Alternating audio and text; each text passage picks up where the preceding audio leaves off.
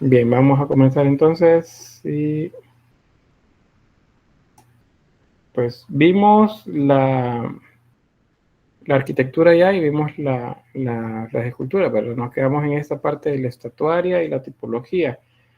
Les decía que la estatuaria real y la cortesana pues se hacía con materiales diferentes porque al igual que con la arquitectura, la escultura pues tiene que ver con el enseñar o el mostrarse de manera poderosa por parte de los faraones o la gente alrededor de él principalmente, porque pues eran pocos los que se representaban de esta manera. En la medida que el material permitiera que la pieza durara mucho tiempo, significaba que el faraón entonces era más eterno. Yo digo, más, era eterno, o sea, duraba más que cualquier otro de los que aparecían representados. Por eso en el caso aquí, bueno, el faraón que ven en la imagen acá de la izquierda, tiene está hecho en un tipo de piedra bastante fuerte. Y en este caso, esto es diferente. Bueno, en este caso un escriba. Puede ser barro, puede ser madera, puede ser algún tipo de piedra caliza, un tanto menos fuerte, de manera que pareciera que se van a acabar, van a desaparecer en menos tiempo comparado con la estatuaria real, la del faraón. Luego, también les decía, la escultura cuando está sentada se dice sedente, significa que está sentada. Si está acostada se llama yacente. Si está de pie se dice de esa forma, escultura de pie. No sé por qué salta. La escultura adosada es cuando está pegada a una superficie. Por ejemplo, estos dos ejemplos, para la entrada de ese templo y esa también que es para la entrada de otro templo, de Hatshepsut. Y la escultura exenta es cuando se puede caminar alrededor de ella. Ahí tenemos la estatua de Horus y la de Micerino y su esposa. Ahora, si vemos esta un poco a detalle, los cuerpos están adosados a una superficie, que es ese bloque que aparece atrás. Pero la escultura no es adosada, es exenta, porque se puede caminar alrededor de ella. Eso tenemos que tener claridad, porque si ustedes ven me dice, esta escultura adosada, no, esta es exenta, pero es que está adosada a un bloque ahí al fondo, sí, pero eso es para sostener las piernas, pero yo puedo caminar alrededor de ella. Significa entonces que es exenta. Entonces eso es lo que no se les debe olvidar. Es cierto que hay bloques atrás de las figuras que sirven para sostener el cuerpo, las piernas principalmente, y eso se llama adosado también, es lo mismo. Pero escultura adosada es solamente cuando está pegada a una pared. De lo contrario se le llama exenta. Estas son exentas, por ejemplo, la de un alcalde y la del escriba que les mostraba hace un momento. Vean que en ambos casos, como la idea es que parezca lo más natural posible, este tiene incrustaciones de cristal y de un tipo de piedra también de tonalidad clara en el ojo, de manera que se vea lo más natural posible. Y luego aparte se pintaban. Y en eso sí, la pintura ha quedado registrada. Igual es un edil. Los ediles son los alcaldes. También tiene incrustaciones en los ojos. Y si se fijan, los brazos también están incrustados. Significa que no es una pieza hecha de un solo bloque de madera, sino de varios bloques de madera. No solo de uno. Dos ejemplos más de la escultura exenta. Esto se llama relieve, esta es escultura relieve y esta está ubicada, creo que en esa fue que nos quedamos la vez anterior. Egipto se caracterizó por los bajos relieves. Eso significa que las esculturas no sobresalen, no son, no están sobre la superficie. Ustedes pueden pasar la mano sobre esa pared y no van a sentir mucho relieve porque la mayoría está hacia adentro del plano, o sea, de la parte externa de la roca. A eso se le llama bajo relieve. La escultura también era pintada de ese tipo, este relieve también los decoraban bastante. Bien, no sé si hay una pregunta hasta acá, si no, pues vamos a ver algunas diferencias que hay según la cronología. O sea, la escultura de Egipto podría parecer que todo es igual, porque hay un canon, porque se representa a través de ciertas medidas, pero cronológicamente las más antiguas tienen diferencias con las más tardías. O sea, las últimas son diferentes a las primeras. Entonces eso también tenemos que verlo. ¿No hay alguna pregunta hasta ahorita?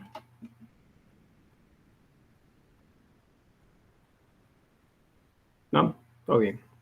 Vamos a ver. Bien, eso apúntenlo por ahí. Escultura del Imperio Antiguo. En el Imperio Antiguo lo que sucedía con la escultura es que se idealizaba y esa idealización iba en el sentido de que las imágenes se veían muy juveniles. Entienden que es el término idealizar, ¿verdad? Cuando idealizamos a alguien es porque lo hacemos sin imperfecciones, ese sería el término. Voy a hacer así como manera ¿qué sería? De broma. Cuando vienen las elecciones y aparecen los candidatos en fotografías, en redes sociales o impresas, ustedes los ven a todos muy jóvenes. Vi una diputada hace ¿cómo se llama? Una asamblea, no la actual, sino la anterior. Habían diputadas que salían en las fotografías y muy jóvenes, pero cuando las veían, nada que ver. Entonces, eso es porque se idealizaban para que la gente les fuera más aceptable. Hubo un candidato, por cierto, que fue diputado durante un periodo y ganó por la publicidad, fíjense. Luego intentó de nuevo, no sé si para alcalde, y perdió. Luego se lanzó para diputado otra vez y volvió a perder.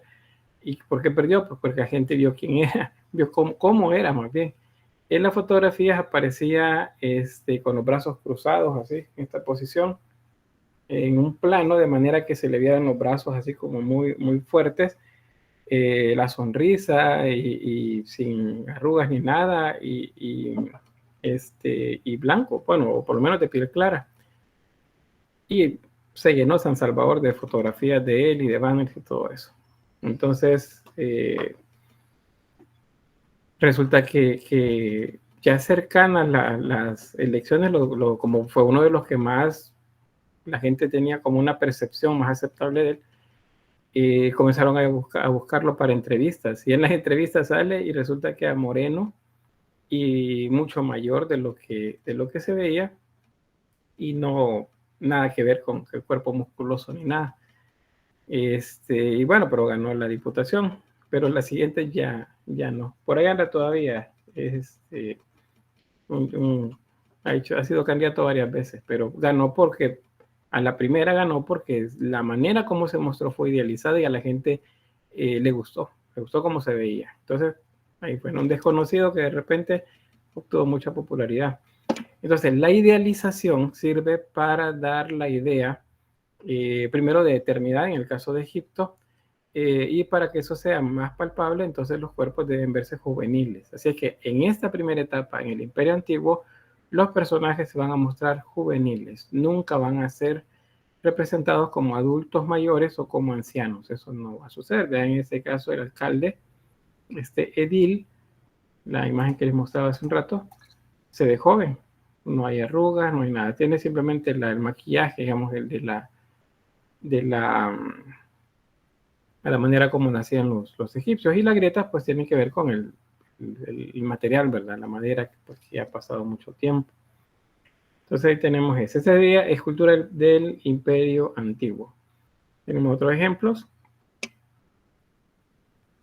una tríada más. Esta es la de Miserinos. Miserinos es uno de los faraones que conocemos un poco más porque es uno de los que mandaron a construir una de las pirámides de Giza. Y está entre la diosa Hathor y Quinópolis, es otra divinidad. Siempre ellos se representan en tríadas. A veces en dos, ¿cómo se llama? En pares, cuando aparecen solo el faraón y la esposa, pero normalmente van en triadas, el faraón en medio de dos divinidades, o el faraón con la esposa y una divinidad. En este caso, pues es el faraón y dos divinidades. Y vemos ahí, pues, que son rostros idealizados, ¿ve? Son juveniles. Y el faraón, pues, también como fornido. ¿Sí, Fátima? ¿Y por qué idealizaban a las figuras? Porque de esa manera, para ellos, digamos, en la visión de ellos, se veían, hoy eran eternos, porque siempre estaban jóvenes.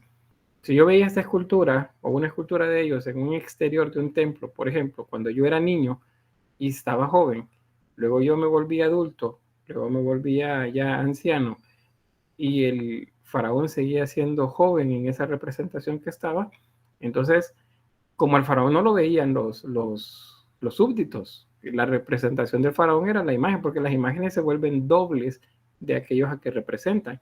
Entonces el faraón seguía siendo eterno, la gente decía, no, ahí está el faraón, y el faraón seguía siendo, perdón, joven, eso significaba que era eterno, mientras el resto de la población pasaba de la niñez a la adultez y luego a la ancianidad, y notaban los cambios en ellos, pero no en el faraón. Entonces es una manera de decir que el faraón es eterno o que las divinidades son eternas, el hacerlos así idealizados. Las culturas lo hacen esto de diferente manera, más bien lo hacen de igual manera por motivos diferentes, porque vamos a ver luego para los griegos, por ejemplo, también que hay mucha idealización en las primeras etapas del desarrollo de la cultura de ellos. Dígame, Concepción. Una pregunta, pero aquí viendo las esculturas, ellos trataban de hacerlos muy realistas. Por ejemplo, la anterior, la del alcalde, y se ven como muy realistas. Bueno, sí, se ven muy realistas, pero dentro del realismo, eso significa que no están deformes, no son estilizados. A eso me refiero con deformes, no son estilizados. Son muy realistas en cuanto a la forma, pero son siempre jóvenes. No hay ancianos acá, no hay representación de ancianos. Esa es ¿cómo se llama? La diferencia. Bien, luego de esta etapa tenemos la escultura del Imperio Medio, y en este caso pues hay una variedad mayor de talleres o de lugares donde se hace escultura con los artesanos que hay registro. Entonces, hay muchos talleres, no se mantiene una sola línea de desarrollo de la escultura, sino que hay variables.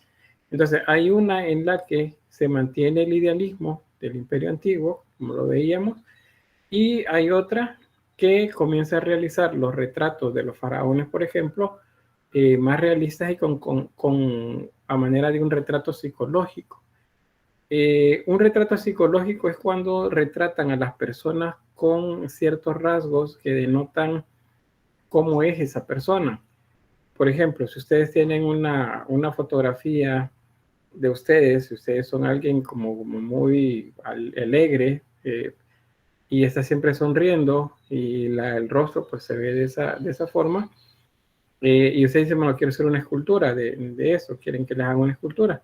Cuando les hacen la escultura, tiene que notarse eso, tiene que notarse esa sonrisa, no solo el parecido, sino el gesto que están haciendo, la sonrisa. Si es una persona muy seria, entonces la representación tiene que verse seria, y tiene que proyectar eso. A eso se le llama retrato psicológico. Entonces eso lo hicieron también acá. Ambas eran naturalistas, pero una se mantiene con la idealización, de hacer los rostros que se vean siempre jóvenes y siempre bellos, y otros lo que hicieron fue buscar que se retrataran alguna imperfección que tuvieran, o el rostro, si fuera simétrico, por ejemplo, pues lo hacían de esa manera. También es una etapa en la que se desarrollan otro tipo de esculturas, que es la que se llaman de cubo. esculturas de cubo. Estas, la mayoría son sedentes y pues dentro de un cubo, digamos así, la forma cúbica de la escultura, se perciben los rasgos del cuerpo, pero tiene una forma geométrica. Vamos a ver por acá. Y tenemos dos ejemplos. Por ejemplo, la de Semsut, es una estatua de las que se le llaman de cubo, porque las formas caben en lo que sería un cubo, pero siempre se nota la forma de los pies, la pierna, el muslo y la columna vertebral. Luego el rostro con un memes sobre la cabeza. Y encima pues van escritas los caracteres jeroglíficos. Por el contrario, esta es más naturalista. Y vean la forma de la boca, tiene un gesto. Acá pues no tiene la nariz porque es una escultura dañada, vean, no está completa la escultura. Pero vean los ojos también, vean las orejas. Eso no es idealizado.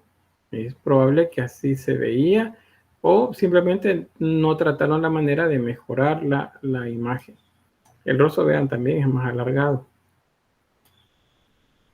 Otra cosa que debemos recordar es cuando veamos que la figura o el rostro no se ve tan estético, tan simétrico, tiene que ver en muchos casos con que eso que se llama endogamia es cuando dentro de una misma familia se mezclan, es decir, se casan entre hermanos, con sobrinos o primos, o con tío, digamos, la joven con un tío, de manera que los genes son siempre los mismos, pues poco a poco se va deteriorando el material genético y aparecen deformaciones. Entonces eso también sucede por acá.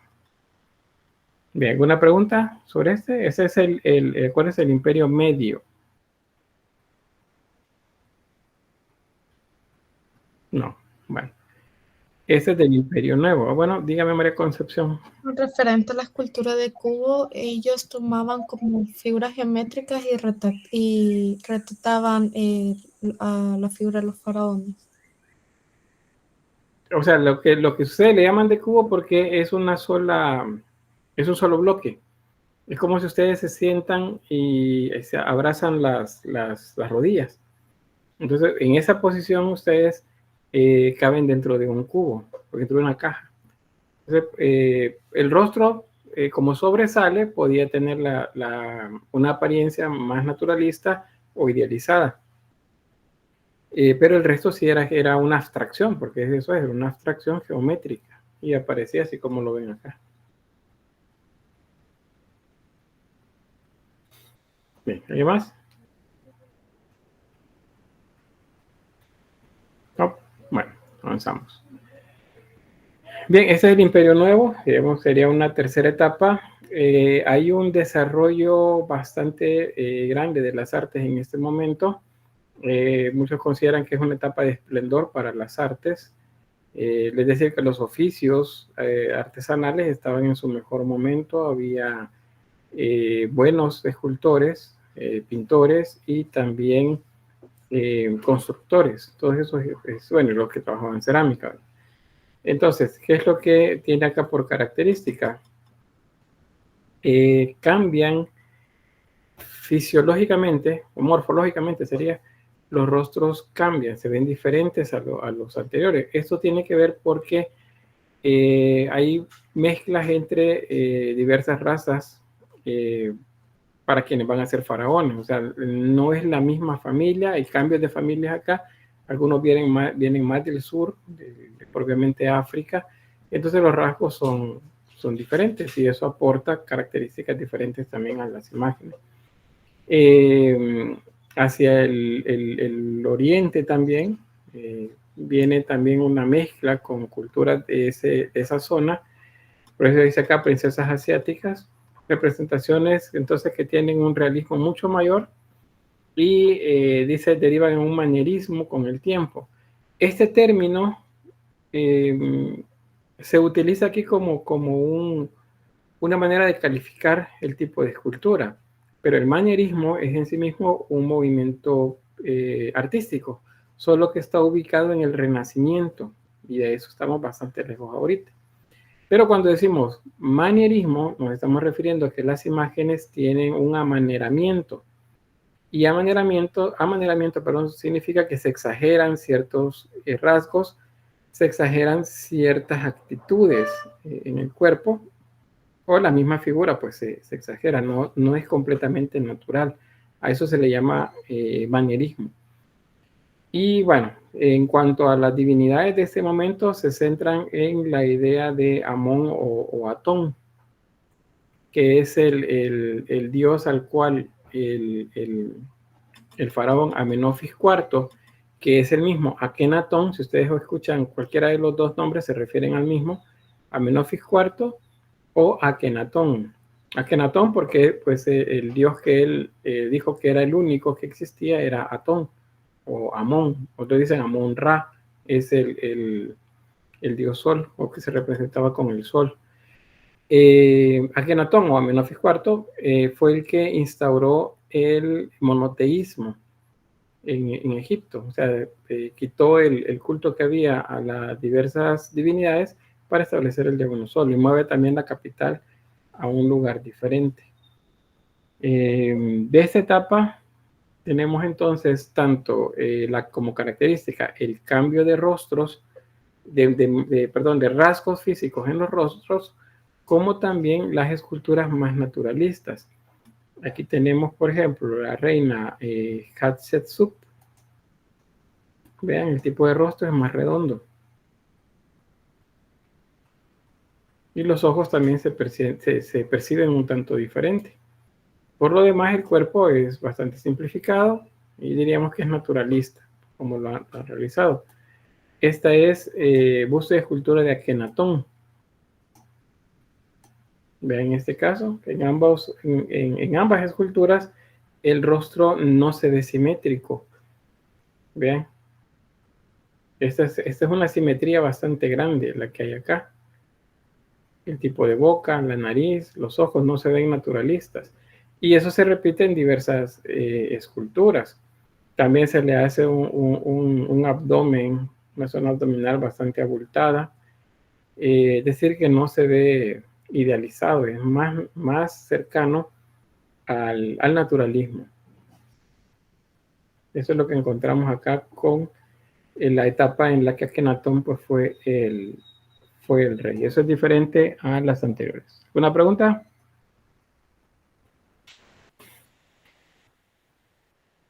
Sí, Alejandra. Tenía una duda. ¿Por qué se referían a él o ella, no sé, de diferentes nombres? Akenatón. ¿Sí? Amenofis. Vaya. El nombre de él es Amenofis IV, significa que es el cuarto en una línea de sucesión de faraones.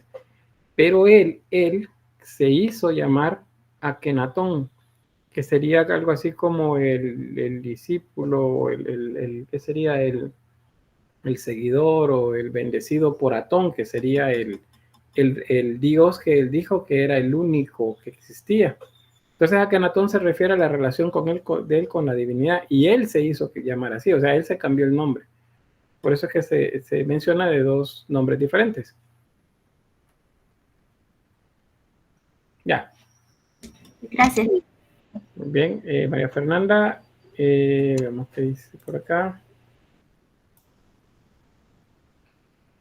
¿Cómo se sabe que es un cambio morfológico de las personas? Dice, no simplemente que se empezaron a estilizar más las figuras.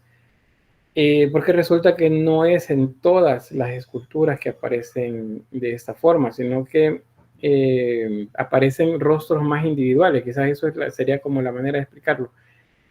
Hay rostros individuales y esos rostros individuales no son simétricos. El rostro de ella es simétrico, miren. Es simétrico. Y estos tipos de rasgos, así de rostros redondeados y suaves, son más orientales. ¿Okay? Son como más orientales. En este caso, el rostro es asimétrico.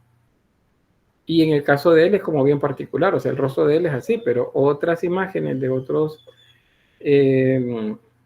divinidades, por ejemplo, o de la familia de él, tienen rasgos diferentes. Por ejemplo, miren, Nefertiti. Nefertiti fue la esposa de Akenatón, o Amenofis IV. Ella es la esposa. El rostro de ella en esta escultura y las referencias que hay de ella en relieves, pues dan como dato que era un rostro muy simétrico. Este no es un rostro desfigurado por producto de que el material genético se ha ido deteriorando. Es un rostro muy simétrico. Si se hace una cuadrícula, por ejemplo, acá, para sacar la medida de los ojos, la nariz, la boca, resulta que todo tiene proporción. Hay una cantidad de cuadritos que yo puedo contar de acá, por ejemplo, hasta arriba, y eso si lo cuento luego de izquierda a derecha va a resultar que es igual. O el ancho de la nariz, por ejemplo, tiene 1, 2, 3, 4. El ancho de la nariz es igual a 4 ojos. Y si yo veo el ancho del ojo, tiene 1, 2, 3, 4. O sea, el ancho del ojo es igual a 4 ojos. Veo este de acá, 1, 2, 3, 4. El ancho de ojos mide 4. Y así otros que podían seguirse tomando. El caso de la comisura de los labios llega justo al primero de los cuadros de la medida del ojo. Entonces, eso significa que este rostro es muy, muy simétrico. Acá también para que vean lo de las incrustaciones de cristal en el ojo, bueno, el ojo que tiene, el otro, si se fijan, pues no está. Es porque se cayó. La pieza que incrustada acá ya no está. Por eso es que se ve así. Un ojo blanco y el otro sí se ve completo. También otro de los aspectos muy técnicos acá es que la pieza se mantiene en equilibrio por la misma forma que tiene. Se genera una línea acá de equilibrio que hace que la pieza no se vaya para atrás o para adelante. Entonces, eso nos dice que no todos eran igual a estos. O sea, no se estaban estilizando, no se estaban, digamos, como un poco malformando todo, sino que dependía de alguno. Entonces, por eso es que se sabe que sí eran como más fieles al natural. Bien, vamos a avanzar. Entonces, después de Nefertiti, aquí tenemos un relieve de la familia real. Fíjense que eso es de las cosas, de las imágenes que dejó este faraón, que mandó a hacer, que son bastante peculiares, porque los faraones siempre se van a representar en su vida política, es decir, como faraones, como los líderes de la nación egipcia, no como padres, no como madres. Y en cambio, en estas imágenes podemos ver aquí a Amenofis o a Akenatón acá, y a Nefertiti aquí. Y tiene, si se fijan, unos niños acá con los que están interactuando. Aquí hay un niño, aquí hay otro, y aquí el faraón está jugando con otro. Es decir, están los 3 hijos de ellos acá. Y están siendo bañados por la representación de Atón, que es el dios rey para él, el único que existía según las ideas que tenía este faraón. ¿Cuál fue el producto de esto? Pues que entró en crisis Egipto porque todas las regiones de Egipto tenían diversas divinidades a las que le rendían culto. No tenían una sola. Entonces pasaron del politeísmo al monoteísmo y eso causó desgaste y pues muchas voces en contra del faraón. Más que cambia la ciudad a otro lugar, la capital, a una ciudad donde él prácticamente era el que se mostraba como si fuera un dios que había sido puesto ahí en representación de Atón. Bien. No sé si hay preguntas hasta acá. Si no, pues... Tenía curiosidad de algo. Usted dijo al principio en el Imperio Antiguo de que los faraones no eran vistos por los súbditos. Entonces, ¿en qué época llegó, o sea, en qué momento la población ya podía ver al faraón o no hubo algún momento? ¿Cómo no? No, durante la vida del faraón sí los veían, pero eran raros, rarísimos, rarísimos. Es como que les digo a ustedes, si pueden ver al presidente de nuestra república. Pues hace 5 años, poco más de 5 años, sí, lo veían por todas partes. Quería que votaran por él, ¿verdad? Pero hay que estar seguro de que pues gana en cualquier condición que sea, porque la gente lo apoya, pues hoy no salió a ningún lugar. Yo personalmente nunca lo he visto más allá de quizás unos 20 metros, quizás 25, y eso fue cuando llegó a la universidad a prometer de todo hace 5 años, que es un meme que anda por ahí diciendo que si se acuerdan cuando prometió la Facultad de Bellas Artes, yo estaba desde adentro, desde la grada del segundo nivel, adentro, y vi que iba en medio del tumulto de gente, lo más cerca que lo he llegado a ver. Ahora imagínense si hubiera sido el faraón él en la época de Egipto y nosotros fuéramos los egipcios, verlo así, de esa forma, bueno, y todo el mundo se hubiera agachado, ¿verdad? En el caso de ser el faraón, porque se supone es de naturaleza divina. Pero el resto, ¿de qué manera lo pueden ver? Pero yo sí no es porque lo veo en tazas, en vasos, en camisas, en fotografías, en los lugares públicos, oficinas públicas a las que se llega, pues nunca lo he visto. Entonces lo mismo sucedía acá con la idea del faraón. El faraón mandaba a poner imágenes de él por todos lados en los que se veía joven, o por lo menos una representación en esta etapa más naturalista, con todas las imperfecciones que pudiera tener, porque la gente difícilmente lo iban a ver en carne y hueso. Dígame, Katia. Sí, una duda. Porque siempre que se les representaba como inclinados hacia el frente, como, no sé, la cabeza más al frente de lo que estaba el torso. En este caso, por ejemplo, el de Nefertiti o ¿cuál? ¿Algún ejemplo de los anteriores? Por ejemplo, el de Nefertiti. En el de Nefertiti, siempre que se le pone de lado, su cabeza está como más inclinada hacia el frente. Estos primero son maneras de resolver la posición del rostro, porque la cabeza no está sobre la columna, está hacia adelante. Entonces, la posición natural de nuestro cuerpo nos manda la cabeza hacia adelante. Lo que hacían ellos era exagerarlo un poco más, de manera que eso volviera estética la forma. Vean acá, esto se llama movimiento. Describe 2 líneas. Esto es equilibrio. Y al mismo tiempo movimiento. En este caso igual. Tenemos el movimiento acá de la cabeza, perdón, del cráneo, hacia el mentón o hacia el rostro, y luego baja hacia la columna, y luego es recto, y luego como es una escultura, un relieve yacente, entonces baja de esta manera, igual acá, recto, vean, y el cuello hacia adelante, y luego el cráneo hacia atrás. O sea, es un ritmo de diseño que utilizaban para que todas las imágenes tuvieran como la misma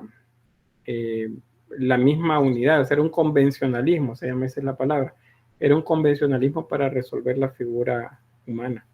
Que el rostro fuera así un poco más hacia adelante de lo normal. Bien, ¿alguien más? Fátima dice, era su forma de representar la figura humana. Sí, básicamente es eso. Era una reglas que establecía. María Concepción dice, y esas raras veces que veían al faraón como en persona cuando fueran esas veces. Bueno, la festividad es alguna divinidad. En el caso de este faraón, por ejemplo, las festividades que estableció hacia Atón, el dios Atón, si había una fiesta o una fecha en la que se celebraba, pues ese día había fiesta. Era una fiesta para toda la población. Entonces el faraón se le veía venir, por ejemplo, por el río que se consideraba el camino divino, en una nave, en un barco, llegaba al puerto sagrado y luego se atravesaba lateralmente una avenida Dromos hasta llegar al templo. La gente entraba por la puerta principal, pasando también por una avenida Dromos hasta llegar a la primera plaza donde podían observarlo. Probablemente el faraón llegaba a algún lugar, se ubicaba lejos de la gente, pero en un espacio donde lo pudieran ver. Y ahí pues a lo mejor decía algo, o solamente lo veían, lo victoriaban, luego él desaparecía y pues la gente contenta con haberlo visto hasta ahí. Pero eran festividades especiales. ¿Quiénes sí lo veían siempre? ¿Quiénes estaban cerca de él? La familia, la clase sacerdotal y los súbditos que tenía o esclavos que le servían. Entonces ven la importancia de las imágenes. Si la imagen no está presente en diferentes lugares de Egipto, entonces la gente no lo conoce, no saben quién es, porque no es solamente la imagen, son los jeroglíficos que están ahí. No todos podían leer jeroglíficos, pero habían sacerdotes que llegaban y explicaban a la gente sobre eso, para que la gente los conociera. Es una manera de mantener vigente pues la imagen del faraón en la memoria popular, en el pueblo. Bien, no sé si hay algo más, si no pues avanzamos. Y aquí pasamos al hijo de este faraón, de Akenatón, y este es Tutankamón. ¿Alguien sabe por qué es tan famoso Tutankamón? Digo, no tuvo una vida muy larga como rey, ¿verdad? Como faraón. No es especialmente el más bello. ¿Por qué conocemos tanto entonces de Tutankamón? Sin googlear, sin preguntarle al chat GP o GT, no sé cómo se llama, ni a ninguna inteligencia artificial. ¿Qué dirían? Ah, es que los conozco. ¿Sí, Laura? Yo lo conozco por las películas que Hollywood ha hecho. Muy bien, es una manera de informarnos. Ajá. ¿No fue a hacer alguna pirámide? No sé si me lo confundo con otro. No, él no tiene ninguna pirámide Okay. importante, pero sí una tumba importante, eso sí. Déjenme ver quiénes están ahí en fila. Tengo a Gabriela Damaris y luego tengo a Yolanda Cecilia. Y luego Alexis Janet. ¿Sí, Gabriela? Pues es reconocido por por la restauración de los dioses.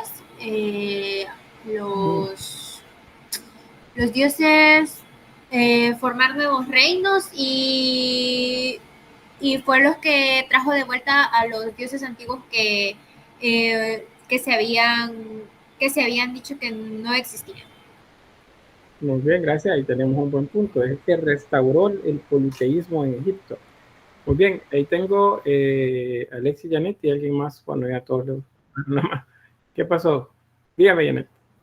No sé si lo estoy confundiendo con algún otro, pero según me recuerdo, repito, no sé si lo estoy confundiendo con algún otro, pero es por la tumba que le construyó a su amada o algo así. No sé si lo estoy confundiendo con algún otro. No, ahí sí creo que hay un poquito de confusión. Ok.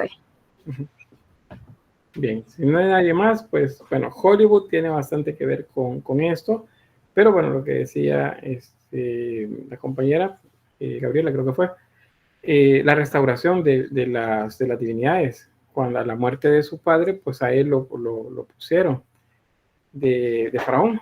Y él entonces vuelve otra vez al politeísmo a Egipto. Hay otra vez libertad para que todos hagan cultos a las diversas dioses o divinidades que se tenían. Y bueno, eso. Pero ¿qué pasó con Tutankamón? Resulta que cuando se descubre la tumba, hay un revuelo mundial con él hace alrededor de 100 años, más o menos, un poco más de 100 años. ¿Y por qué?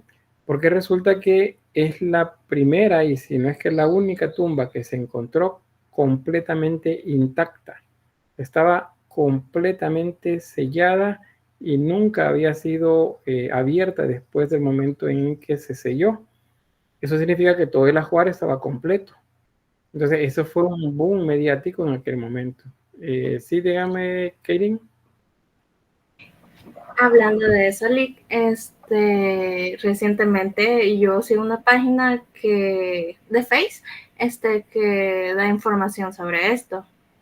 y estaba viendo que cuando abrieron su tumba, que para quitarlos de lo que está, de donde los envuelven, tuvieron que arrancarle la cabeza, y la cabeza está en perfecto estado.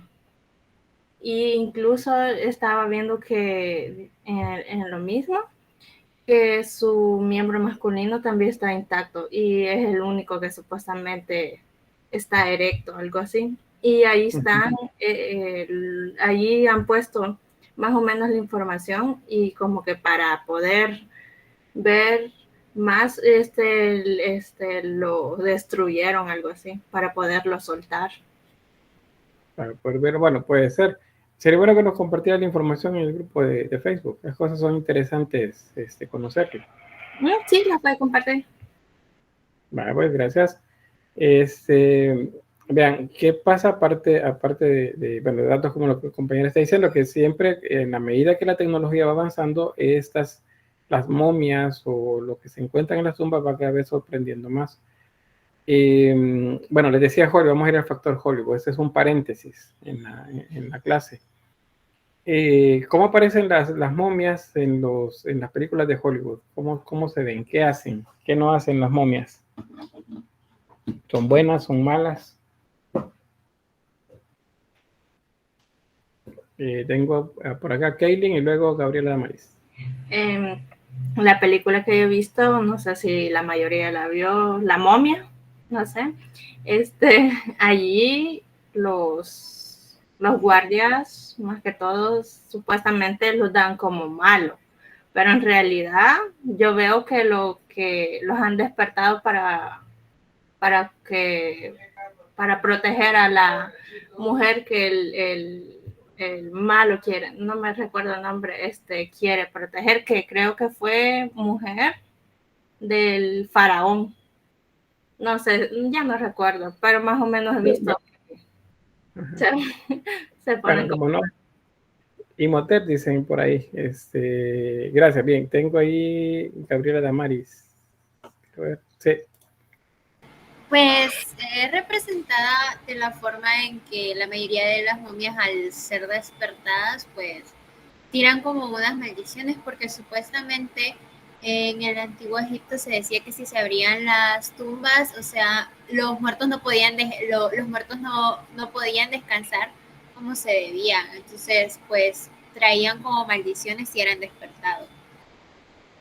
Muy bien, gracias. Eso es por ahí que irme por esa vía de estas llamadas maldiciones. Dígame, Alex y Janet, y luego veo lo que me han escrito aquí en el chat. Porque se decía que el descanso de,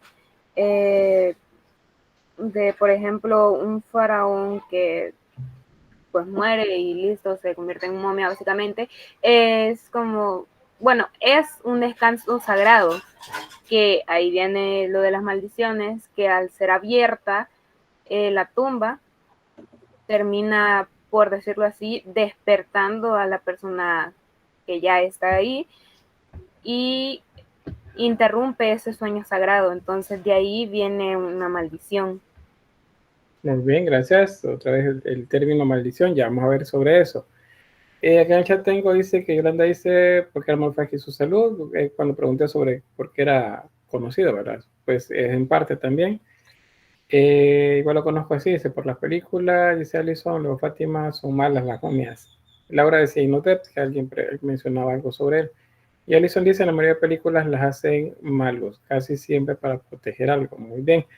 Pues resulta que ya sabemos que en la religión egipcia lo que sucede es que los cuerpos no deben ser molestados, no deben ser abiertas las tumbas, de hecho, no deben quitarle nada de lo que tienen ahí, porque eso lo va a necesitar, lo está ocupando en esa prolongación de la vida más allá de la muerte. No se puede mover la momia, no se puede abrir la momia, no se puede quitarle algo a la momia, porque el cuerpo, más bien el K del difunto, no va a gozar de esa prolongación de la vida, digamos, de la vida eterna. Entonces se dice que se generan maldiciones alrededor de eso. Pues fíjense que la tumba de Tutankamón es una de las que hicieron generar esa idea de las maldiciones que aparecen en las películas. porque los personajes, los arqueólogos, las personas que estuvieron importantes, que estuvieron en la apertura de la tumba, en el siguiente año, creo, sino un poco más, fallecieron. Tuvieron problemas quebrantes de salud y fallecieron. Entonces se generó la idea de una maldición por haber abierto esa tumba que estaba completamente sellada. ¿Qué es lo que la ciencia dice luego de mucho tiempo? Es que probablemente sí, al abrir la tumba sucedió algo. Acuérdense, a las momias se les colocaba con un ajuar. Ese ajuar incluía todo lo que iban a necesitar en la otra vida, y eso es, por ejemplo, alimentos. Entonces se pusieron alimentos en la tumba, esos alimentos se descompusieron, el calor probablemente les crecieron hongos, esos hongos tenían esporas y se habían mantenido latentes por un par de miles de años, pues ahí. Y de repente lo abren, entra aire, oxígeno al lugar, todas esas esporas y todo lo que hay se volatiliza y comienza a flotar en el aire, y la gente que está ahí lo comienza a respirar. Entonces, muchos, no digo todos, pero muchos de los que estaban ahí efectivamente se enfermaron y al corto plazo fallecieron. Entonces se generó la idea de que por haber abierto es que se habían muerto, que había una maldición. Más bien fue algo médico lo que sucedió ahí, y tiene lógica, ¿verdad? Ustedes, bueno, se les olvida una fruta, por ejemplo, en un lugar cerrado, que le dejaron en la mochila y la mochila pasó una semana sin que la utilizaran. Cuando ustedes van a abrirla y la abren, pues sale el moho o las esporas del hongo que creció ahí. Entonces, eso es dañino para la salud. Tengo Fátima y luego tengo María Concepción. Y Bien. aparte de todo eso, ¿no había como un escrito que hablara sobre alguna maldición o algo por el estilo? En las leyendas sí, pero a nivel de ¿cómo se llama? De la historia, lo que hay son nada más instrucciones en las que se dice que no debe perturbarse el sueño del faraón o la persona difunta. Eso sí hay, y es el libro de los muertos, donde explica tanto procedimientos antes, durante y después de la muerte, y las consecuencias para aquellos que no los acaten. Entonces sí hay textos, pero tal así como un documento que diga quien abra esto le va a pasar por acá, probablemente que no. Y si lo hay, tiene que ver con ¿cómo se llama esto? Los disuasivos que utilizaban para que la gente no intentara abrirlas, porque pues, ahí habían tesoros, y la gente que sabía que a los faraones los enterraban con tesoros, probablemente al corto plazo iban a tratar de escarbar para sacarlos. Por eso es que sellaban las entradas a las cámaras funerarias con piedras y con losas gigantes de granito para que nadie las abriera, porque debían proteger lo que estaba ahí, porque era para el faraón. Tengo María Concepción todavía, no sé si... Oh, sí, es que fíjense que yo vi visto en TikTok que algo con Cleopatra, que había dicho de que ningún hombre va a descubrir mi tumba. Entonces, años después, siglos después, la descubre una mujer. Entonces, no sé, quería preguntarle sobre eso. Ya. Sí, me entró la curiosidad. Sí. Esas son historias que andan alrededor de ciertos personajes, no solo de Egipto, sino de muchas otras culturas. Puede ser. Yo desconozco esa parte de Cleopatra, pero puede ser que dijo la frase o puede ser que no, porque lo que sucede es que cuando vemos nosotros hacia atrás en el tiempo, hay que ver de dónde viene la fuente. Si la fuente es muy reciente, significa que alguien se lo inventó. Pero si la fuente está en la época contemporánea, o sea, en la época en que sucedió, que falleció, que mataron, entonces es más seguro que sea cierto. Pero eso pues es cuestión de averiguarlo, ¿verdad? No se puede saber así de entrada si eso no es cierto. Pero genera esa expectativa alrededor del personaje. Bueno, vamos a avanzar acá con Tutankamón. Aquí tenemos, bueno, lo que tenemos ahí es uno de los sarcófagos, y aquí se llama máscara funeraria. Fíjense que con esto de la máscara funeraria resulta que unos de los que se encargan de la limpieza y el ordenamiento en los museos, a nivel de museógrafos y especialistas en egiptología, manipulando esta máscara, resulta que le quebraron la barba postiza, quebraron esto. Y lo escandaloso no fue que lo quebraran, porque eso ya de por sí constituiría hasta un delito. Lo terrible fue que la pegaron con un pegamento similar a lo que llamamos nosotros pegaloca. Entonces fue una medida desesperada la que tuvieron y la pegaron. Bueno, casi que los meten presos, los despidieron y todo porque pues deterioraron algo que tiene un valor muy, muy grande. Esto es muy, muy valioso.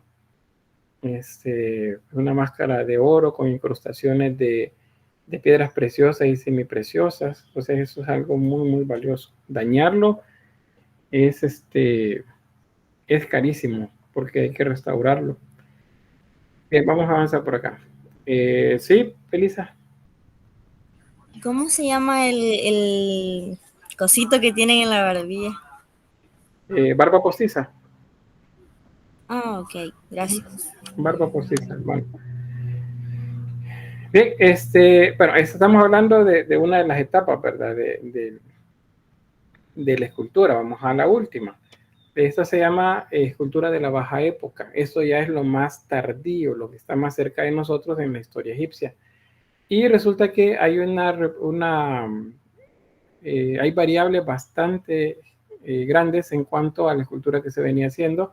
Hay rasgos morfológicos en los rostros que nos dicen pues que hubieron algunos que fueron propiamente africanos quienes reinaron, tanto hombres o mujeres, otros venidos más del norte también, porque los rostros morfológicamente cambian. Ustedes sabrán, pues antes se hablaba de razas, decían la raza, ¿cómo le llaman? Decían los amarillos, los blancos, los negros. Pues esas no son razas, actualmente no se entienden así, sino como troncos étnicos. Entonces el nuestro es se supondría es una mezcla ya. Nosotros por eso nos consideran como latinos, aunque hay mucho que hablar sobre el término según algunas personas, pero bueno, latino es la manera como nos nombran. Y tenemos un tipo de rostro y tenemos una variable bastante amplia de tonos de piel, por ejemplo, o de formas en el rostro. Pero está la caucásica, que son los blancos, la mongoloide, que son los amarillos que decían, que es la oriental, la china y todos los países de esa zona, y la raza negra que decían, o el tronco étnico negroide, que sería principalmente rasgos africanos en cuanto al rostro. Entonces eso se percibe más acá. Eso es porque hay una mezcla de las culturas, entre las culturas, y aparte de eso, los gobernantes pues venían de diversos lugares. No todos eran egipcios. Aparte de eso, a nivel de la conformación de las figuras, encontramos transparencias. Las transparencias son propias de la escultura griega, pero lo vemos en Egipto también, en esta representación. Ustedes ven acá y se ven cómo es que, porque está rayado. Bueno, lo que sucede es que parece que tiene una tela muy delgada sobre el cuerpo y eso hace que se vea transparente. O sea, yo puedo ver el ombligo, por ejemplo, la zona púbica, los senos, los puedo ver a través de una tela. Igual acá. Por eso se ve de esa forma, porque están generando transparencia. Eso es influencia griega. Bien, a manera de resumen, ahí les va a quedar todo lo que, pues, que comenzamos con la clase, alrededor de 1 hora, pues estamos viendo. Ahí está el resumen. En el Imperio Antiguo hay idealización. En el Imperio Medio hay idealismo, pero también hay realismo. ¿Se acuerdan? Los rostros que son un punto morfológicamente muestran deformidades también. Luego, naturalismo y realismo, hay deformidades, significa entonces, pero se busca que sean lo más realistas posibles en el Imperio Nuevo. Y hay algunos rasgos que nos hablan de Oriente y de África también. Y en la Baja Época es la influencia de los pueblos invasores. Acordémonos, ¿cuáles son los pueblos invasores? Persia, Grecia, Roma, principalmente. Esos fueron las tres culturas que gobernaron sobre Egipto también. Y bueno, ahí cerramos entonces esto y vemos algunos ejemplos de cómo se aplicó la escultura Vean, este es el sarcófago de Tutankamón. Acuérdense, la momia no debe de ser perturbada, debe de sobrevivir el paso del tiempo, porque en la medida que eso suceda, pues va a tener esa prolongación de vida en la eternidad. Entonces, la momia está acá, y luego vean cuántas capas tenía de sarcófagos. Tenía 1, 2, 3 sarcófagos hasta acá. Bueno, primero la máscara funeraria, los 3 sarcófagos, y luego una tapadera del sarcófago más grande, que es cuadrangular o rectangular, que es de granito. Esto es piedra. ¿Y por qué tenían que cuidarla tanto? Pues porque debe de sobrevivir el paso del tiempo. Y aquí, aparte de eso, vean los otros niveles que tenía encima, de más protección todavía. La idea era pues que nadie la fuera a perturbar. Pero bueno, llegaron los arqueólogos y se la llevaron. Ahí tenemos otras ideas sobre esto. Es el rostro, y luego la máscara, y luego los 3 sarcófagos que van uno sobre otro. Vean que todos tienen pues características un tanto diferentes, ninguno se parece, es decir, no es el retrato exacto, sino que es una representación, en este caso, un tanto idealizada del rostro de él. De Tutankamón, por cierto, ya para cerrar esto de Tutankamón, pues se sabe que tenía los pies no muy parejos, eso significaba que cojeaba, usaba probablemente bastón.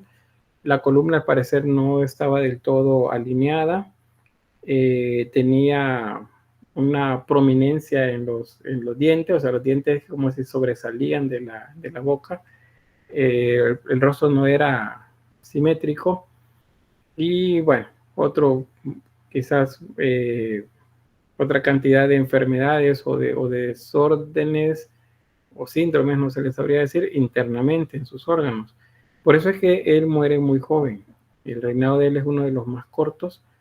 Sube al trono como 17 años y no pasó ni 10 años en el trono. Murió muy, muy joven. Entonces, hay quienes dicen, pues, esa naturaleza enfermiza fue la que hizo que falleciera. Pero otros dicen, no, es que no falleció, sino que lo fallecieron, o sea, lo mataron. ¿Por qué? Porque, pues, necesitaban a alguien que representase de mejor manera la idea, pues, de la divinidad. Pero bien, todo eso, pues, misterios de Tutankamón. Hay otros más, máscaras funerarias, las momias, como las ven por acá. No sé si alguna vez han tenido la oportunidad de ver una momia así en un museo, un poco más frente a frente. Y bueno, la idea es que es impresionante ver esto, así, el cuerpo completamente cubierto, y pensar, pues, por todo el proceso que pasó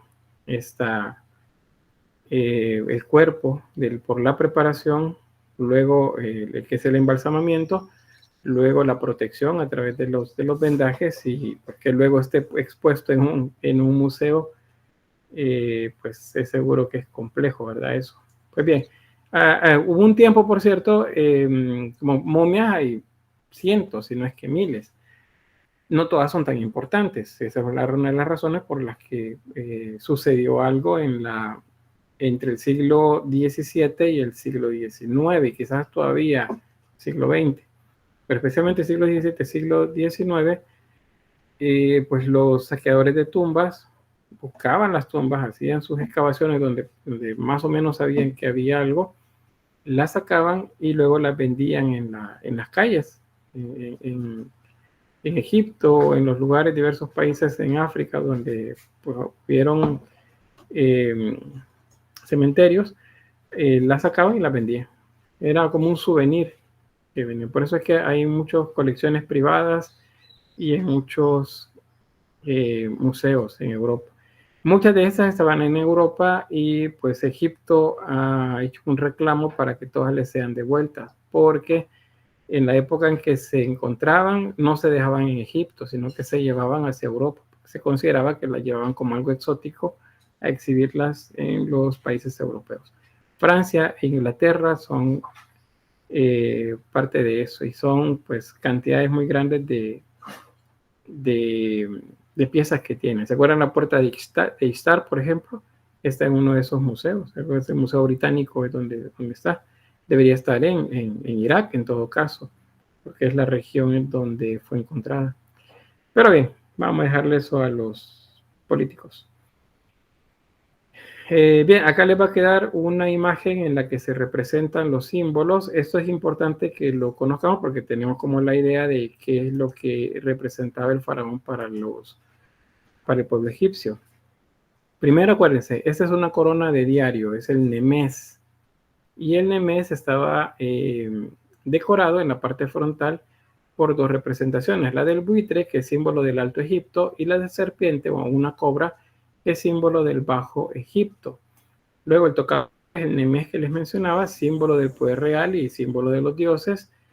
Luego tenemos acá, bueno, estos dos elementos. Este es un cayado.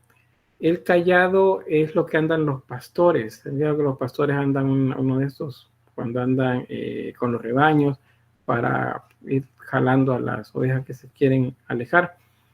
El cayado es un símbolo de protección. Entonces, si el faraón lo tiene, significa que el faraón protege a su pueblo. Por eso lo tiene el uno en la mano. Pero en el otro tiene un asial. El asial, o el flagelo es la otra palabra. Asial le decimos aquí en el país, no sé si alguna vez a ustedes, no, ustedes no creo, pero a sus papás tal vez les dijeron, te voy a pegar con el asial, decían las abuelitas. Es un flagelo, o sea, era algo con lo que se le pegaba a los caballos para que avanzaran. Entonces el flagelo también lo tiene el faraón en una de las manos. ¿Y qué significa? Pues un símbolo de autoridad, pero al mismo tiempo que él guía con mano firme al pueblo. O sea, si esto es para arriar a los animales, entonces les pegan y eso significa que el animal va a ir para donde se le diga. Entonces el faraón tiene las dos dimensiones según esa simbología. Es el que protege, pero también es el que guía con mano dura. Eso es lo que vemos por acá. Bueno, la barba postiza, les decía, es símbolo de divinidad, pero también de eternidad. Esa se colocaba pues justo como un apéndice del maxilar inferior. Y lo que tenemos al lado derecho, se llaman escarabeos. Los escarabeos eran tanto como pectorales, como si fueran colgantes que se ponían sobre la ropa, como también pueden estar en otros, como otros símbolos, no solamente pectorales, sino en ropa también. ¿Y qué eran?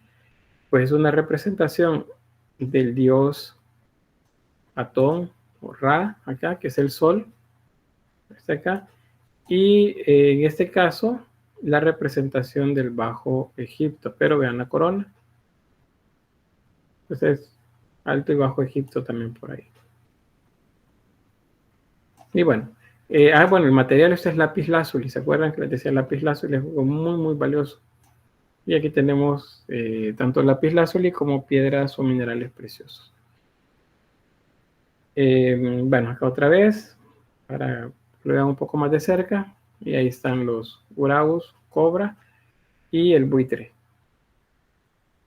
Y bueno, el cetro GK. El GK es el cayado y el NG es el asial o el flagelo con el que se golpea a los animales para que avance. Y bueno, todo eso. Eso, si han visto ustedes películas de Egipto, pues el faraón siempre tiene todo eso alrededor de él. Son símbolos de poder, de estatus y de la autoridad que tiene. Bien, ¿qué sabemos no, bueno, más adelante está, pues no, más adelante está, les iba a hablar algo del escarabeo, pero más adelante lo vamos a ver en pintura. Bien, hasta acá quedamos entonces con la escultura. No sé si hay alguna pregunta, si no pasamos a la pintura. Yo esperaría pues que terminemos hoy este tema. ¿Sí, Fátima? ¿Y las esculturas de madera, en qué tiempo las empezaron a incluir? Las de madera las hicieron en todas las épocas, en todos los periodos. La diferencia es que ¿por qué no hay en todos? Es porque pues si la madera es de mala calidad o está expuesta a la inclemencia del clima, entonces se desapareció. se hizo polvo, porque es un material perecedero. A diferencia del barro, de la piedra o del yeso, eso, la piedra caliza, que sobreviven más el tiempo si no están expuestos, porque si están expuestos igual, el barro o la piedra caliza se va a deteriorar también rápidamente. Pero existe en todo el Egipto. El asunto es que no toda sobrevive el paso del tiempo. Por eso solo hay ejemplos de algunos periodos nada más. Bien. Alec, y la piedra que tiene incrustada en el ojo tiene un nombre diferente. No, como un elemento decorativo, no recuerdo que tenga un nombre, pero las piedras pueden ser dependiendo del material, ¿verdad? No recuerdo el nombre, si es, no sé si es, bueno, no sé si es azabache, no recuerdo, pero la piedra negra tiene un nombre. Y así los diferentes tipos de piedra que ocupaban, por ejemplo, una piedra verde, normalmente son esmeraldas, o si eran azules eran zafiros, o eran, no, rojos, perdón, creo que zafiro. No, los azules no recuerdo cómo se llaman, pero podía ser que utilizaran lapislázuli también para ponerlo. Entonces, la piedra es según el tipo de piedra que utilicen para colocarle ahí.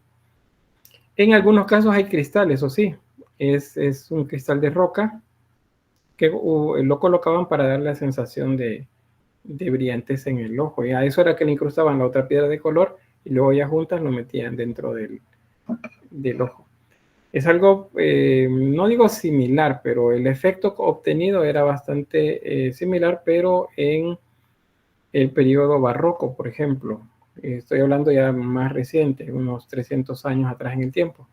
En la escultura religiosa, con los llamados postizos. Los postizos son agregados que se le hacían a la escultura. Entonces hicieron ojos que se veían muy, muy naturales, de cerámica o de cristal, y luego se abría más bien la imagen, se hacía el rostro, luego se rajaba o se partía, se quitaba, se abría por la parte de atrás, se incrustaban ahí los ojos y luego se cerraba de nuevo, y a la hora de pintar resulta que los ojos se ven naturales.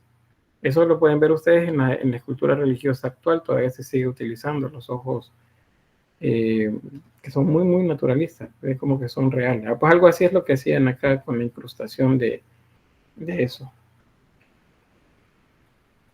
Bien, voy a avanzar entonces para ver, creo que vamos a ver un poquito más sobre esto, porque aquí se los estoy mostrando como escultura, pero vamos a ver también esto como pintura.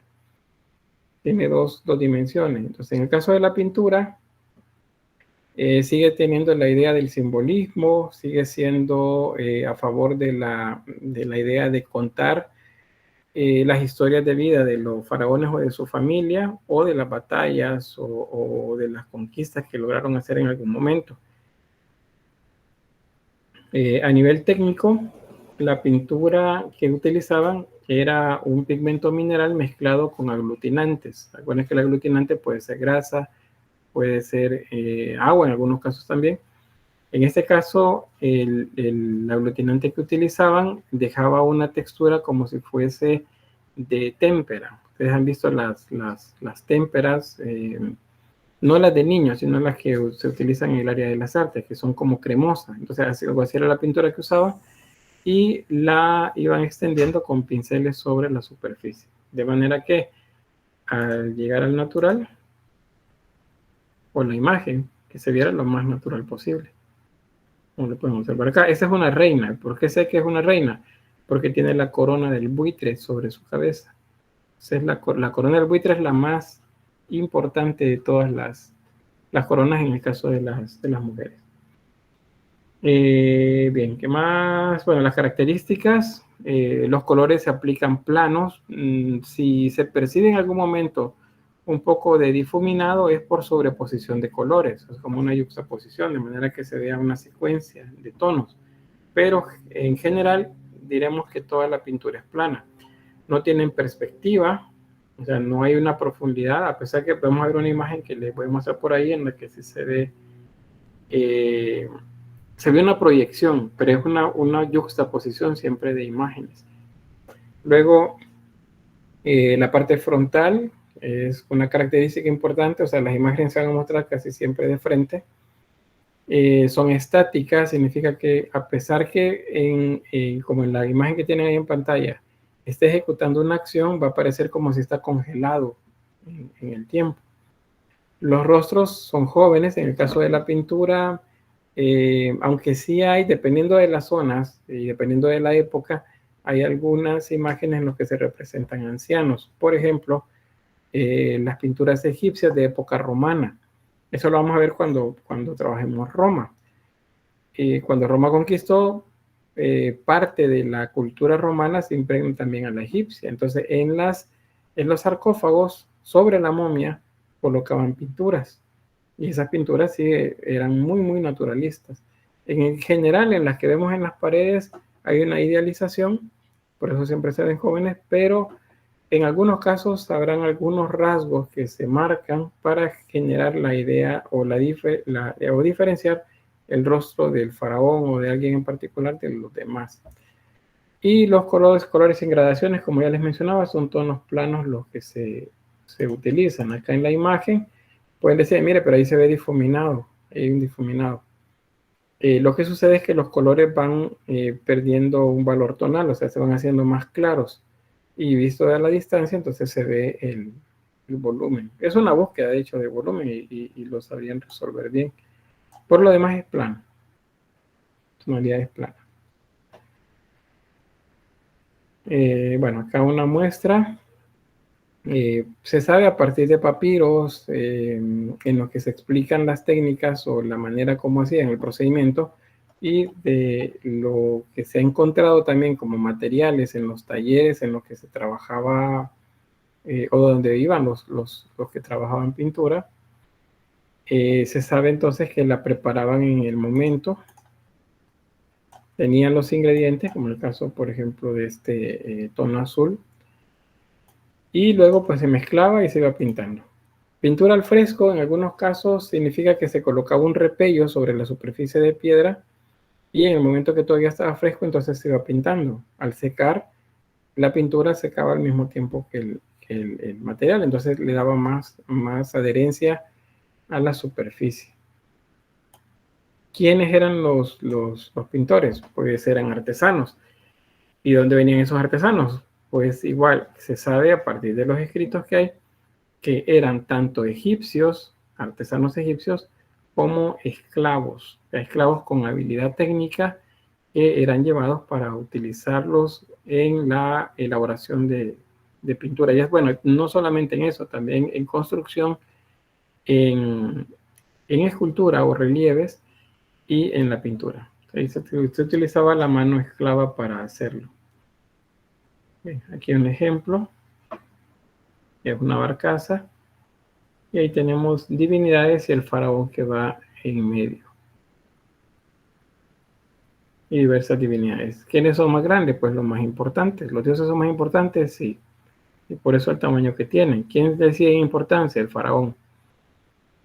Si estos se paran, van a ser un poco más pequeños que el faraón. Pero el faraón siempre debe ser el más grande. Y los esclavos o aquellas divinidades subordinadas a los que están ahí son más pequeños.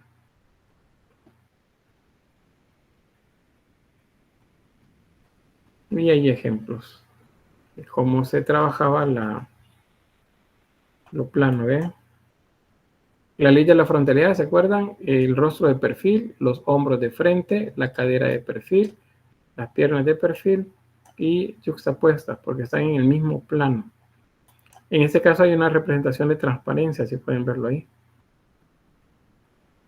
Se ve transparente. Igual en el caso de ella se ve transparente. Y ahí los jeroglíficos que acompañan.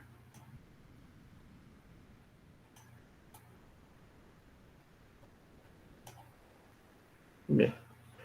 ¿Preguntas?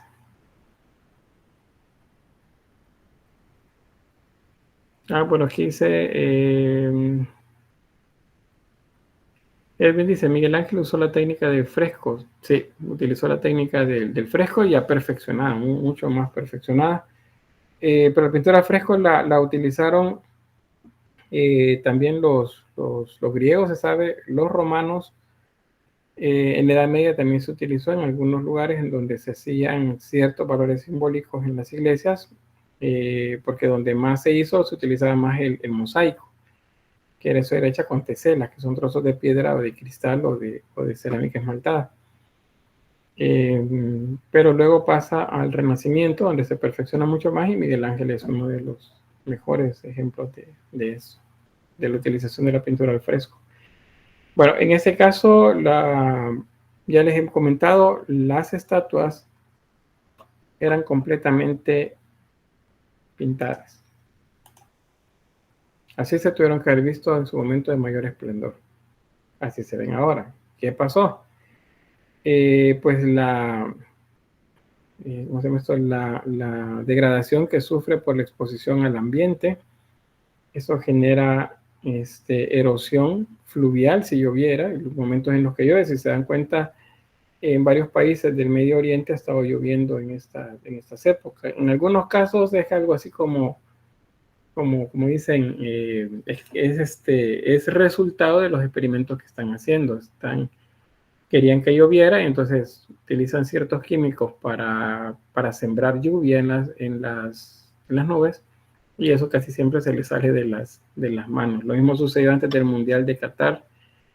Un año o 2 años antes estuvieron experimentando con algo que hiciera que el clima cambiara para que fuera un poco más fresco en el momento del evento deportivo ese, y resulta pues, que se le salió de las manos también, y pues son zonas en las que no llueve, entonces la arena es bastante suelta, y una vez llueve, ustedes saben, ¿verdad? Si la tierra está floja, se la lleva la lluvia. Entonces eso, algo así está sucediendo por ahí.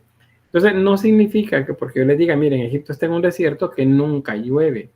Habrán años, habrá momentos en los que sí llueve, que llueve bastante, y otros en los que es completamente seco. De hecho hay imágenes del Sahara. El Sahara está más hacia el occidente de Egipto, pero hay imágenes del Sahara donde aparece cubierto de escarcha, no de nieve como tal, ¿verdad? Pero sí de escarcha. Este año creo que hubo un evento en el que la nieve cubrió ciertas zonas del desierto. Entonces son cosas que pueden suceder. No es extraño entonces que parte del deterioro de estas imágenes sea la degradación que tienen por la parte fluvial, por la erosión que produce la lluvia. Luego el viento también, luego el sol, todo eso hace que se pierda el color. Bueno, vamos a ver qué más. Aquí está el escarabajo. Bien, ese es un escarabeo. Los escarabeos, les decía, pueden ser pectorales, pueden ser colgantes, pueden ser símbolos dentro de las coronas, pueden estar dentro de la ropa, o pueden estar dentro de báculos, pueden estar como parte de algo votivo frente a una divinidad. En este caso, lo que estamos viendo es un mosaico prácticamente, solo que está engarzado en trozos de oro.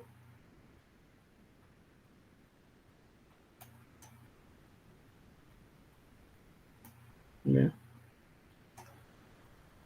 Les decía las piedras, ¿verdad? Zafiros, lapislázuli, esmeraldas, oro, turquesas. Todas esas piedras pues están por todas estas partes. Ahora, ¿alguien sabe qué símbolo tiene el escarabajo? Dubái, dice el aquí, pero de las lluvias. Dígame, Gabriela. El renacimiento. Para ellos el escarabajo significaba el renacimiento. Bien, el renacimiento. ¿Y demás? Hace falta un dato por ahí pequeño. Pero sí, es renacimiento, es renacer. ¿Alguien más? Creador del mundo, dice Edwin Eliseo. Sí, tenía que ver con las ideas esas de crear, si no el mundo, por lo menos vida. Bien. Es seguro que ustedes habrán visto ya, le voy a poner aquí, tal vez se ve al lado derecho, este pequeño gran personaje. ¿Saben qué es? No. ¿No es eso un escarabajo? Eso es un escarabajo pelotero. Correcto, ese es el escarabajo pelotero, muy bien.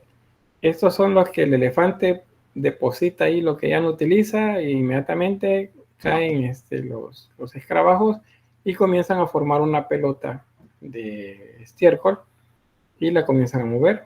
Algunos documentales donde pues, he visto sobre eso y hasta se pelean los escarabajos por quién se lleva la pelota de estiércol. Algunas son grandes, otras un poco más pequeñas. Llega a un lugar en el que la entierran, la meten bajo tierra. Pone huevos el escarabajo y luego los huevos eclosionan y se comen eso.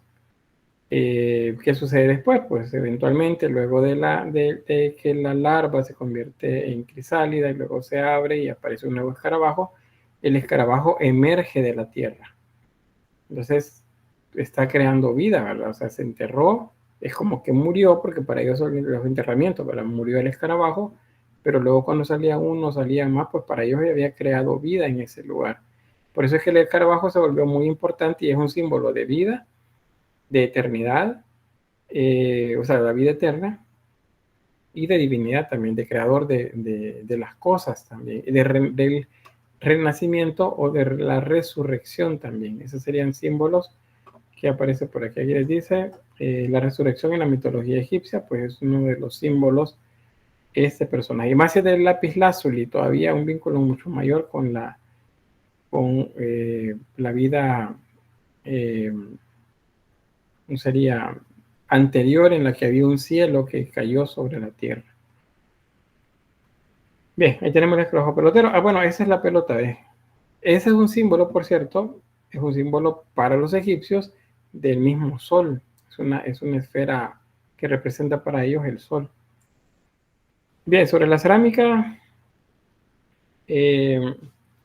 la cerámica es otro de los elementos de gran desarrollo en Egipto, tanto la cerámica utilitaria como la que se denomina votiva. Votiva significa que sirve para hacer ofrendas.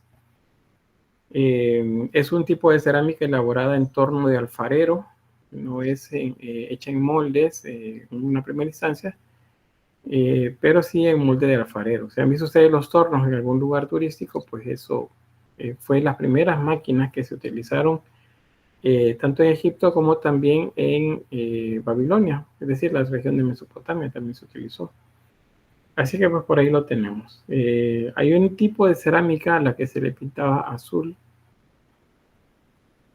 encima, y otra en la que se le mezclaba al barro el color para que la pasta fuese de ese tono azul. Ese tono azul es uno de los que son como muy difíciles de conseguir aún en la actualidad. Aquí tenemos lo que les mencionaba del torno de alfarero. Acá le vamos a llamar rueda de alfarero. Y para Egipto es más o menos como esta. Vasos canopos eran hechos en cerámica. Bueno, algunos eran hechos también de piedra, algunos otros de cristales. Pero pues barro es uno de los materiales más comunes. Ahí tenemos el azul que les mencionaba, el azul de Egipto. Los gatos no hemos hablado mucho, ¿verdad? Pero pues los gatos también se momificaban. Los gatos son un símbolo del paso a la otra vida.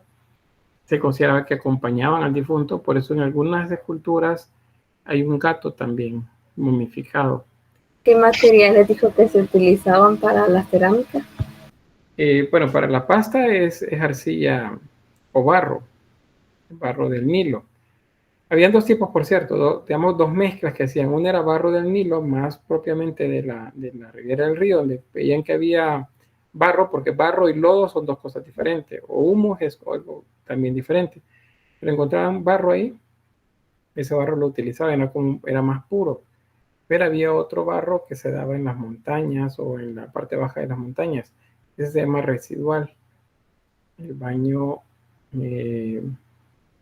residual, el barro de residual es más plástico. Si entendemos plástico, significa que es más fácil de darle forma. En cerámica lo que se hace, por ejemplo, se agarra un trozo de barro, se estira, se hace un rollo, luego ese rollo se pone en el dedo y se enrolla. ¿Ya? Si eso sucede sin que el barro se rompa, significa que el barro está ya de punto para trabajar. Entonces, los barros residuales que son rojos son de ese tipo. Estos otros tipos de barros, que son más claros, necesitan de barros residuales. No necesitan de barros residuales, son más puros, se pueden elevar a una temperatura mayor y el resultado es más limpio, más claro. Los vasos también, que digan por acá. Bien, preguntas. Maleables. Maleable significa que se le puede dar forma, pero la maleabilidad en el caso de los metales significa que yo puedo, por ejemplo, tomar un trozo y lo enrollo, así como estoy enrollando este cable en mi dedo. Eso significa que es fácil de darle forma aplicado a los metales, pero también por el término funciona. Maleable significa que le podemos dar forma rápido. Plasticidad también es sobre lo mismo. Un barro plástico, muy plástico, tiene un punto de fusión bajo, significa que se quema a una temperatura alrededor de 700 grados o menos en algunos casos. Un barro que no es tan plástico tiene un grado un tanto mayor de resistencia. Puede llegar a los 1000 grados y todavía aguanta un tanto más. Entonces los barros residuales, los rojos, no aguantan tanto la temperatura. Bueno, ustedes van a saber un poco de eso cuando vean ahí cerámica dentro de un año. De un año creo que estarían viendo cerámica. Bueno, ahí tenemos esto. Es otro tipo de escultura que se encuentra en las tumbas, los Uzbeki. Se les denomina los que responden y son pequeñas estatuas que se depositaban junto a la tumba del difunto. Acá. Hechos de un tipo de cerámica artesanal con acabado vidrioso, como les decía ahí, un acabado vidrioso. ¿Ven que brilla esto? Es porque el acabado que tiene es un poco brilloso. Tanto ¿cómo se llama? En la parte de relieve había mucho trabajo. No solamente era la elaboración de la figura, tenía que colocar todo el jeroglífico que llevaba. Bien, sobre orfebrería, ¿cómo estamos con el tiempo? Sí. Sobre orfebrería, bueno, hay de todos materiales. El cobre, uno de los que se sabe que explotaron bastante. Habían vajillas de metal, especialmente para las autoridades. Para la gente común, comer en cuencos de barro era como lo más normal. Pero para la gente con mayor poder económico, pues eran en metal. Acá, con oro, plata, marfil o bronce decorado. Es un lugar en el que se le da bastante uso al metal. Ese es un buen ejemplo. Las máscaras funerarias o los sarcófagos. Eso para que recuerden, ahí tienen todavía el término, porque esto sí es necesario que lo sepan manejar. ¿Qué significa cada trozo, cada imagen que tiene la pieza? Y hay otros ejemplos más, similares a los que ya les he mostrado. Otro escarabeo. ¿Sí, Laura? ¿Y el escarabeo era un collar o era una... ¿A dónde se colocaba? En este caso es un colgante que tenía Tutankamón. Un colgante es como un... No sé cómo le llaman acá, pero digamos el collar es la parte de... Es como eso. Bueno, aquí tengo el carnet de la universidad. Si yo me lo pongo, hago esto y me lo pongo, me queda acá, eso es un colgante. Entonces eran así. Cuando les digo pectorales es porque eran más grandes. Estamos hablando de, bueno, no tengo nada aquí cerca que sea tan grande, pero algo más grande que cubría parte de la zona pectoral. Por eso se le llama pectorales. Pero los colgantes podrían ser como los collares, aunque collar realmente, estrictamente en este caso, se referiría a lo que lo cuelga, ya sea metal o otro material. Pero pues eso era lo que para eso se utilizaban, ahí donde estaban. Había otros que se colocaban también como entre adorno y amuleto en algunos trajes que utilizaban, por ejemplo, las personas de más valor o de mayor poder adquisitivo. Y bueno, ahí llegamos entonces con Egipto. ¿Alguna pregunta? Dije, se dice Elena, Eugenia, perdón. dije. Los dije sería como el colgante, ¿verdad? Un pectoral es mucho más grande, cubre más área en el pecho. Bien, pregunta hasta acá. Si no, pues detengo la grabación.